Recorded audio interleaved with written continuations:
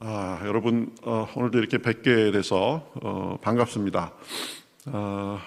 이렇게 골고루 이렇게 거리를 유지하고 잘 앉으시고, 또 한결같이 저 빼고 다 마스크도 잘 착용하시고, 근데 찬송하면서 이 마음속에 은혜가 되시니까 이렇게 몸을 흔들흔들하면서 찬송하시는 모습이, 마스크 딱 끼고 찬송하시는 모습이 아주 인상적입니다. 하나님께서도 우리 찬송을 기뻐 받으시고 계실 줄 믿습니다. 제가 와서 오자마자 처음 하는 특별 새벽기도인데, 참 몇 분이나 나오실까? 나오시지 말라고 해놓고 시작하는 특별 새벽기도인데, 이런 특별 새벽기도도 또 없을 것 같아요. 그렇죠? 우리가 특별히 기도합니다. 그렇지만 될 수 있으면 나오지 마시고, 꼭 나오시고 싶은 사람은 나오십시오. 이런 광고가 사실은 있을 수가 없는데, 그렇지만 또 여러분들 평소에 기도하시는 분들, 또 하나님께서 마음을 주셔서 같이 이렇게 모여서 찬송하고 기도할 수 있는 것이 굉장히 감사한 일입니다. 저 부목사님들, 우리 처음 하는 특별 새벽기도니까, 그리고 이렇게 한결같이 마스크를 끼고 하는 특별 새벽기도도 앞으로도 아마 또 있기 쉽지 않을 겁니다. 그러니까 우리 기념으로 기도할 때, 또 제가 말씀 전할 때, 우리 찬송할 때, 좀 수시로 좀 사진을 좀 잘 찍어 주셔가지고, 우리 웹사이트에, 한번 중간에 한번 올리든지, 그리고 마치고 나서도, 한번 올리고, 또, 마치는 맨 마지막 날은 우리, 모여서 기념사진도 한번 찍고 해야 되지 않을까, 이런 생각도 합니다. 하여튼, 그건 중요한 게 아니지만, 어쨌든 이렇게 매일마다 나와서 기도하고 찬송하고 말씀 듣고 할 때 우리 영혼이 하나님의 말씀으로 아주 기름지고 살찌고, 그리고 기도함으로써 우리 심령이 아주 굳건해지는, 그렇죠? 그래서 우리 교회의 기도의 용사들로서 영적으로 길을 트고, 그죠? 그런 용사들로서 여러분들이 역할을 지금까지 해오셨고 또 앞으로도 잘 하시리라 생각합니다. 자, 조 목사님 말씀 들으셨죠? 사진 찍기 괜찮죠? 지금도 아주 여기서 보면은 아주 보기가 굉장히 좋아요, 아주. 그렇고, 혹시 사진 찍는데 어려움 있으면 김 목사님하고 좀 같이 말씀해서 좀 도와주고 이렇게 했으면 좋겠습니다. 자, 우리 성경 말씀, 에베소서 1장 1절에서 2절까지 보겠습니다. 에베소서 1장 1절에서 2절, 우리 같이 한 목소리로 읽으시겠습니다. 하나님의 뜻으로 말미암아 그리스도 예수의 사도된 바울은 에베소에 있는 성도들과 그리스도 예수 안에 있는 신실한 자들에게 편지하노니, 하나님 우리 아버지와 주 예수 그리스도로부터 은혜와 평강이 너희에게 있을지어다. 아멘. 여러분 한번 마스크 좀 한번 벗어주시겠어요? 얼굴 좀 다시 한번, 제가 거의 다 이제 알 것 같습니다. 오케이, 감사합니다. 마스크를 다 벗고 좀 더 자유롭게 이렇게 기도할 날이 속히 올 수 있도록 여러분도 기도해 주시기 바랍니다. 감사합니다. 마스크 다시 착용하셔도 될 것 같습니다. 이제 제가 거의 다 알 것 같습니다. 자, 에베소서 강해하는데 오늘이 세 번째죠. 세 번째인데 아직 에베소서 1장 1절을 오늘도 다뤄야 될 것 같습니다. 제가 보니까 이 인사말 통해서 우리는 누구인가, 그리고 우리는 어떤 자세로 살아야 되는가, 이런 것들에 대해서 굉장히 아주 귀하게 이렇게 가르쳐 주는 것이 있어서, 오늘은 1절하고 내일은 2절, 그래서 1절에서 2절을 4번에 걸쳐서 이렇게 하게 될 것 같습니다. 진도가 좀 늦은 감이 있어가지고 여러분들 좀 실증난다 이렇게 생각할 수도 있는데, 이 구절들이 워낙 한 구절 한 구절 우리에게 굉장히 의미가 크기 때문에 일부러 좀 그렇게 하는 면이 있습니다. 그래서 여기를 빠져나가면 이제 1장 3절부터 그 뒤까지, 그 다음에 1장 뒷부분 해서 1장은 끝나고 2장도 초반부, 중반부 이런 식으로 해서 나가게 될 겁니다. 그러니까 그런 차원에서 하는 것이다라는 것을 여러분 기억하고 이렇게 생각하시면 되겠습니다. 자, 1절부터 2절은 에베소 교회에 편지를 쓰는 바울의 인사라고 했습니다. 그래서 바울은 상반절에서 바울이 누구인가, 스스로 어떻게 생각하는가, 하나님의 뜻으로 말미암아 예수 그리스도의 사도가 됐다. 내가 이렇게 살고 있는 것이, 내가 사도가 된 것이 우연히 어쩌다가 된 것이 아니라 하나님의 뜻으로 말미암아 내가 여기까지 왔다, 사도가 됐다. 그러한 삶의 태도, 우리도 그래야 해야 된다는 걸 봤었고, 그 다음에 1절 하반절에서는 이제 그 편지의 수신자들, 즉 에베소 교인들에게 에베소에 있는 성도들과 그리스도 안에 있는 신실한 자들에게 편지한다. 그래서 어제 성도라는 말을 살펴봤습니다. 그러니까 그리스도인들은 지금 바울은 이 그 에베소에 있는 그리스도인들을 두 가지로 표현한다고 했습니다. 하나는 성도, 하나는 신실한 자들. 성도는 saints, 성인들이라고 번역해도 전혀 의미가 다르지 않습니다. 한 사람 한 사람을 성도, 성인 이렇게 부른다. 그런데 거기에서 말할 때 성도, 성인은 우리가 도덕적으로, 윤리적으로, 종교적으로 아주 수준 높은 그야말로 성인의 경지에 이르렀기 때문에 불러주는 표현이 아니라 하나님께서 우리를 따로 여러 사람들 중에서 따로 떼놓고 너희는 구별된 자들이다 해가면서 우리를 성도라고 부른다고 시작했습니다. 그래서 하나님은 의롭지 않은 사람들을 의롭다고 선언해 놓고 우리를 의롭게 만들어 가시고, 또 거룩하지 않은 아직 부족한 사람들을 따로 떼서 불러놓고 그 사람들을 너희들은 이제 거룩하다, 성도다 이렇게 불러놓고 시작한다고 했습니다. 그래서 그 부르심에, 그 호칭에 맞게 우리를 바꾸어 가신다라고 했습니다. 이것이 기독교의 제가 보기엔 아주 참 매력적이고 사람을 바꾸는 힘이 여기서 나오는 것 같습니다. 불교는 네가 도 닦아가지고 경지에 이르러야 된다. 우리가 계속 수행하고 마음을 닫고 마음을 비우고, 그래서 우리가 쭉 올라가는 그런 종교가 불교입니다. 그렇지만 기독교는 우리가 너무 형편없이 지금 바닥에 있기 때문에 우리가 도 닦고 우리가 노력하고 해도 아무리 노력해도 우리는 그 수준을 벗어날 수 없다. 이게 전적 타락이라고 하는 거는 너무 심하게 망가졌기 때문에 우리 스스로가 그것을 회복할 수 없다. 그런데 하나님께서는 예수님을 통하여서 이제 회복의 길을 여시고 그 길을 통하여서 우리를 불러주시고 부른 모습 그 자체로 너는 이미 완전한 자다, 너는 이미 의로운 자다, 너는 이미 거룩한 자다라고 선언해놓고 우리를 그 안에서 끊임없이 격려하시고 우리를 이끌어 가심으로써 하나님이 밑에까지 내려와서 우리를 이끌고 가는 종교가 기독교입니다. 그러니까 힘없는 사람들이 노력해가지고 올라가려니까 얼마나 힘들겠어요. 이게 사람의 종교입니다. 그런데 기독교는 우리가 힘이 없는 걸, 우리 스스로 올라갈 능력이 없는 걸 알기 때문에 하나님께서 내려오셔서 예수님을 통해서, 성령님을 통해서 우리를 점점 이렇게 올라가게 하신다라는 것입니다. 이게 은혜의 종교고 이게 기독교의 세상 여타 종교와의 차이점입니다. 이미 우리를 만나주시고 우리를 받아주시고 함께 끌고 가신다라는 겁니다. 그런데 세상의 종교는 네가 수준이 높아지고 올라가려면 이거 해라, 저거 해라, 이거 하지 말라, 저거 하지 말라, 이런 면이 있는 거죠. 그래서 구약에도 약간 그런 면이 있었죠. 그러나 하나님께서는 예수님을 보내주셔가지고 그거 안 된다, 너무 부족한 자들이다. 그래서 예수님을 통하여서 결정적으로 우리를 이제 사랑하고자 우리 낮은 곳에 같이 내려와서 우리와 함께 살면서 우리와 같이 우리를 이끌고 간다라고 그렇게 할 수 있습니다. 이게 사실은 성도와 신실한 자들에 담겨 있는 의미인데 제가 오늘 할 말을 벌써 다 해버렸네요. 그런데 또 제가 준비한 식으로 한번 풀어나가 보겠습니다. 자, 예수 믿는 사람은 성도다.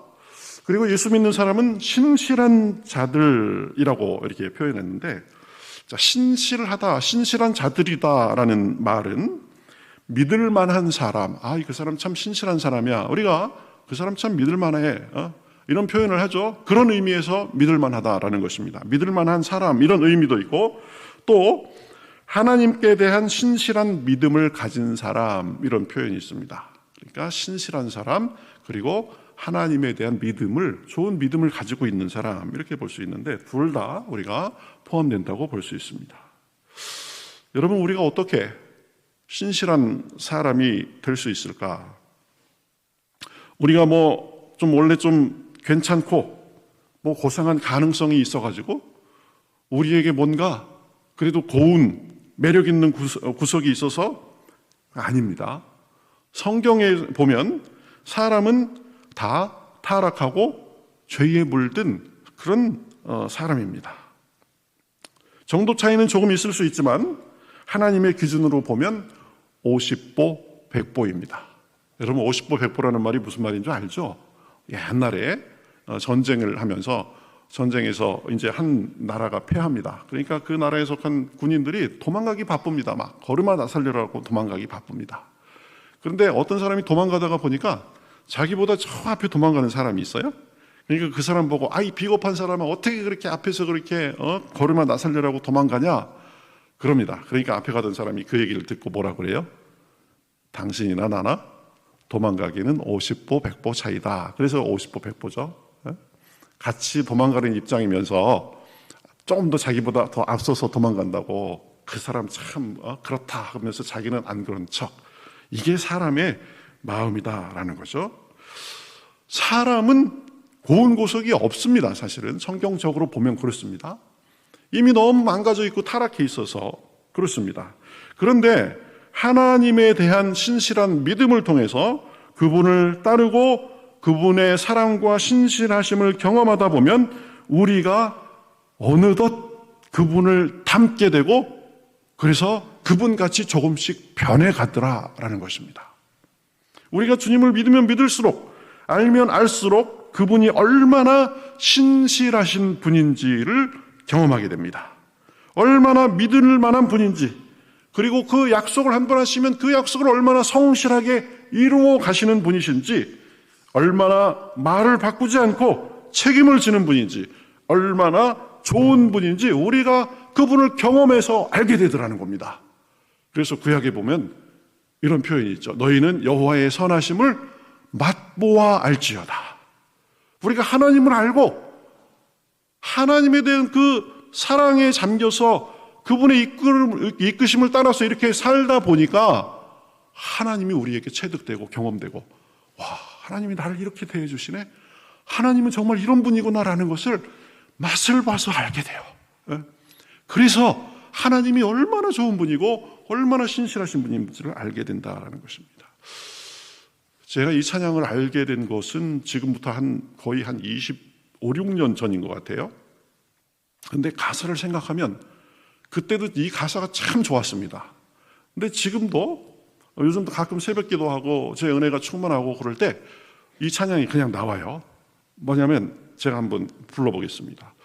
주 내 맘에 모신 후에 주 날 인도하시네.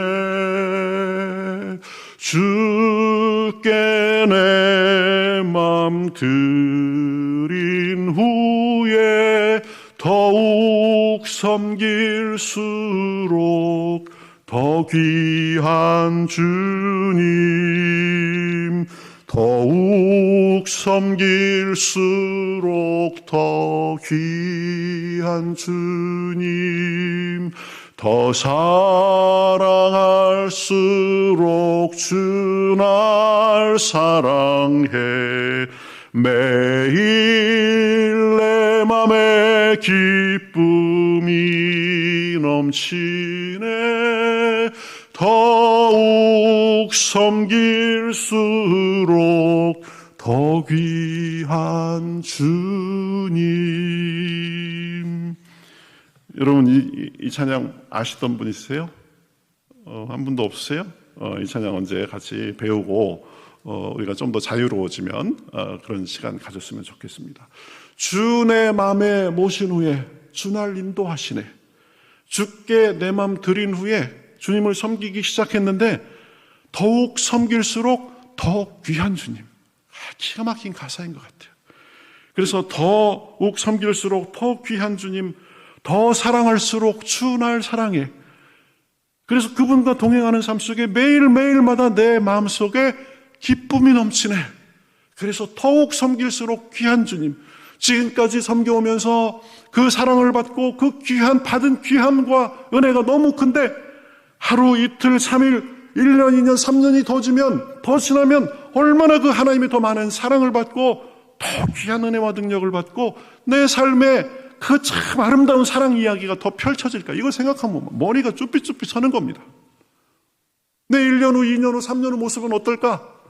참 불안하기도 하고 그런 면이 있는데 지금까지 나를 이렇게 신실하게 인도해 오신 그분 안에서 살아갈 1년, 2년, 3년 후는 다르다라는 것입니다.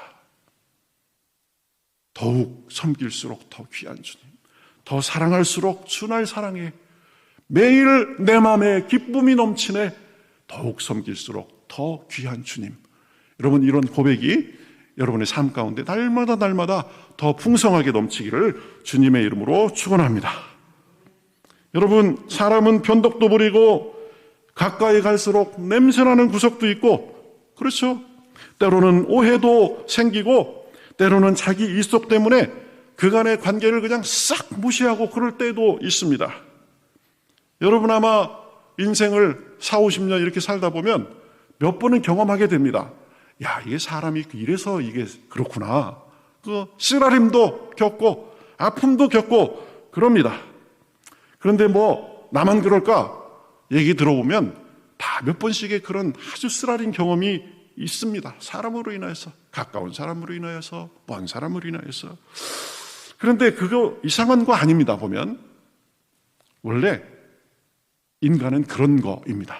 성경에 보면 그래요. 그래서 이 설교 준비를 하면서 이 푸시킨의 19절이 생각나더라고요. 뭐라고 그러죠? 삶이 그대를 속일지라도 슬퍼하거나 노여워하지 말라. 세상은 원래 우리를 속이기도 하고 이용해 먹기도 하고 배반하기도 하고, 처음에는 가까이 가서 괜찮을 줄 알았는데 가까이 가니까 냄새도 나고 더러운 구석도 있고, 그게 사람이더라라는 것입니다. 타락한 사람들, 이기적인 사람들이 사는 세상은 원래 그렇습니다. 그래서 하나님께서 그 세상을 바꾸고자 예수님을 보내주시고, 예수님을 통하여서 이제 이 세상에 참 사랑을 보여주기 시작한 것입니다. 그래서 우리를 성도로 부르셔서 그 사랑과 신실함을 보여주시고, 그 신실함을 경험하는 가운데 그 신실함에 대해서 배우고, 우리가 조금 배웠지만 그것을 세상에 드러내고 전하게 하시는 것입니다. 여러분, 사자성어로 된 말에 보면 근묵자흑 근주자적이라는 말이 있습니다. 무슨 말이에요? 숫덩어리 먹에 가까이 가면 어떻게 된다는 거예요?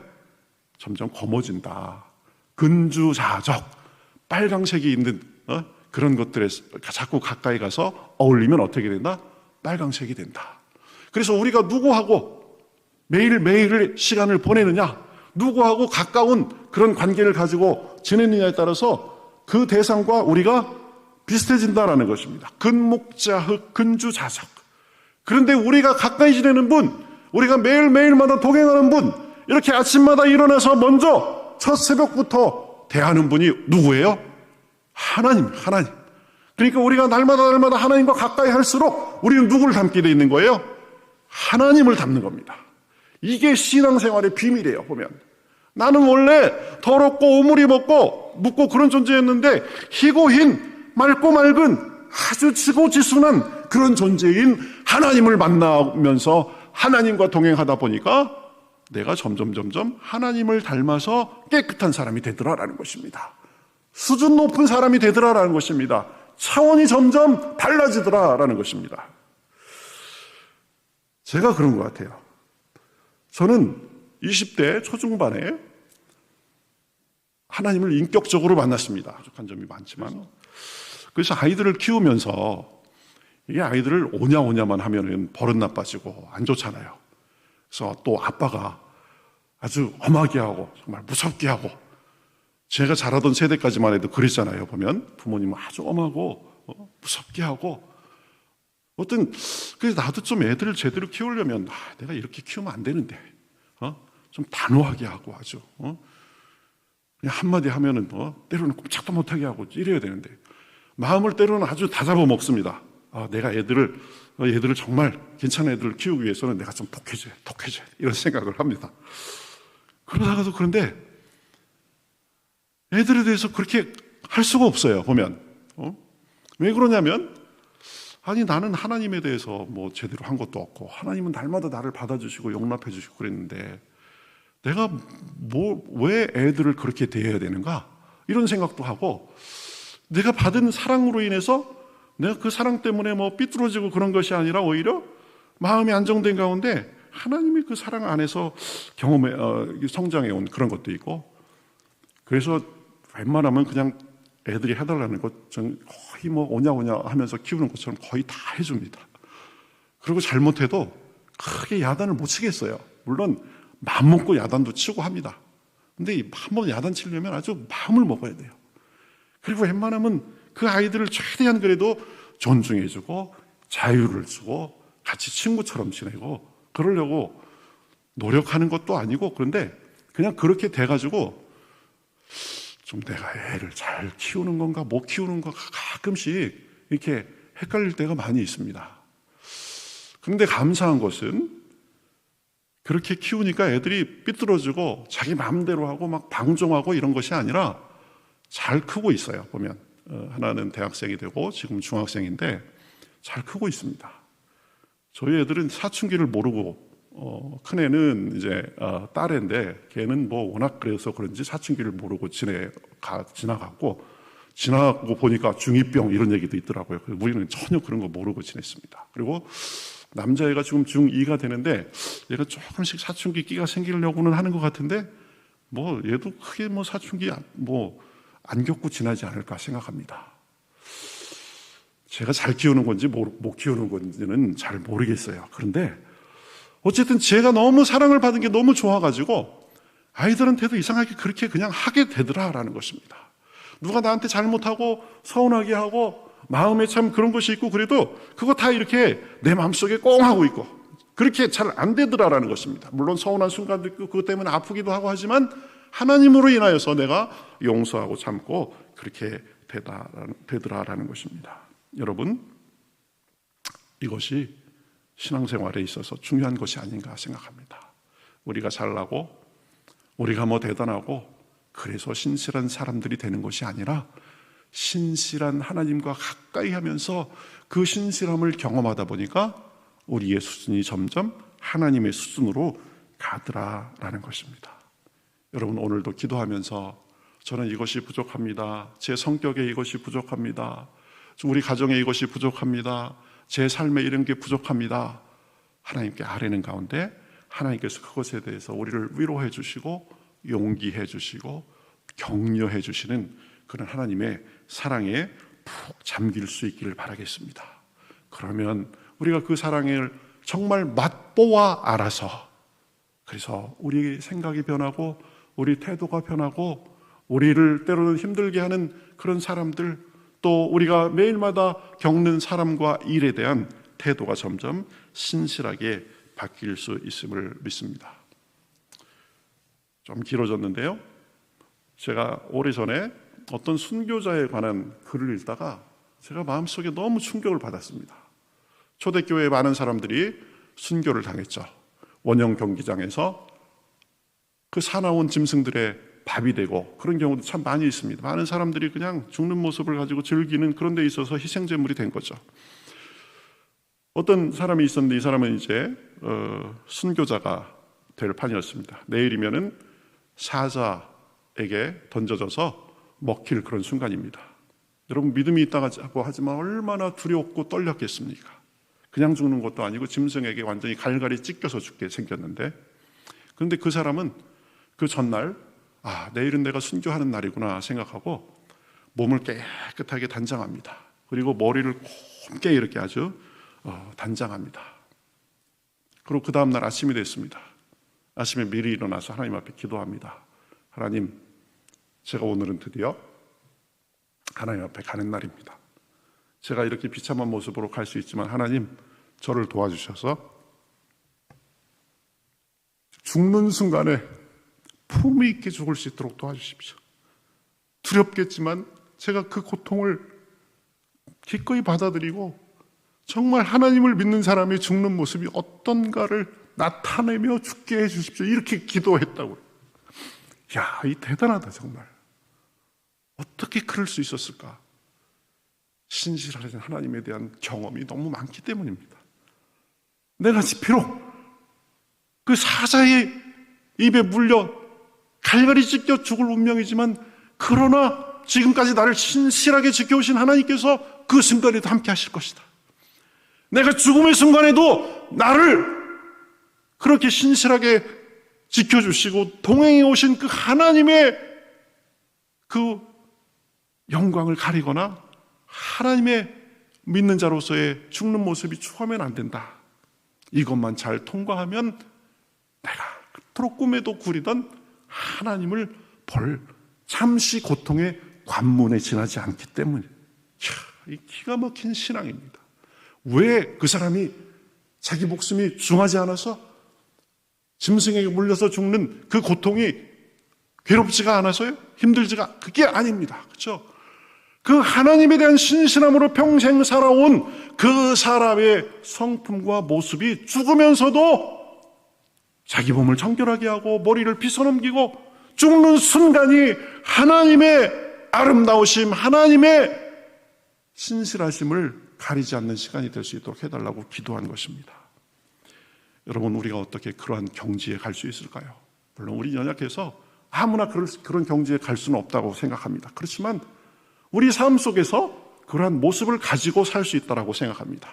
신실하신 하나님을 날마다 경험하고 매일매일 동행하면서 하나님이 나를 어떻게 만져주시고 이끌어주시고 갖고 가시는가를 경험할 때 우리 삶이 날마다 신실한 하나님을 드러내는 삶, 날마다의 삶이 오늘 하루도 어떻게 살아가나 그런 삶이 아니라 오늘 하루도 하나님과 동행할 그 기대에 벅차고 어려운 순간이 있어도 좋은 순간이 있어도 하나님과 날마다 동행함으로 우리 삶 가운데 주님이 주시는 신실함과 은혜와 기쁨이 충만하실 수 있기를 주님의 이름으로 축원합니다. 다 같이